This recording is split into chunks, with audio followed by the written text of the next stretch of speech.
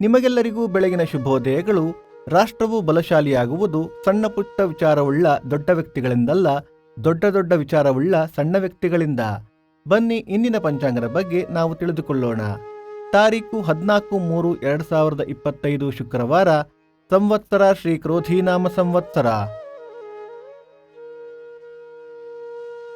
ಈ ದಿನ ಜನ್ಮದಿನ ಹಾಗೂ ವಿವಾಹ ವಾರ್ಷಿಕೋತ್ಸವ ಆಚರಿಸುತ್ತಿರುವ ನಮ್ಮೆಲ್ಲ ವೀಕ್ಷಕರಿಗೂ ಹಾರ್ದಿಕ ಶುಭಾಶಯಗಳು.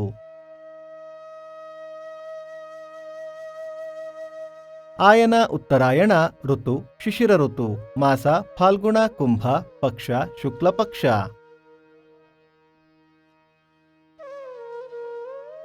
ತಿಥಿ ಹುಣ್ಣಿಮೆ ಬೆಳಿಗ್ಗೆ 10:59 ನಂತರ ಪಾಡ್ಯ. ನಕ್ಷತ್ರ ಉತ್ತರ. ಈ ದಿನ ಪೂರ್ತಿ. ಯೋಗ ಶೂಲ ಕರಣ ಭವ. ಮಳೆ ನಕ್ಷತ್ರ ಮಾರ್ಚ್ 16 ಪೂರ್ವಾಭಾದ್ರ ಮಳೆ. ದಯವಿಟ್ಟು ನಮ್ಮ ವಾಹಿನಿಯನ್ನು ಸಬ್ಸ್ಕ್ರೈಬ್ ಮಾಡಿ. ಸೂರ್ಯೋದಯ ಬೆಳಿಗ್ಗೆ 6:31, ಸೂರ್ಯಾಸ್ತ ಸಂಜೆ 6:34, ಅಮೃತ ಘಳಿಗೆ ಬೆಳಿಗ್ಗೆ 9 ರಿಂದ 10:30.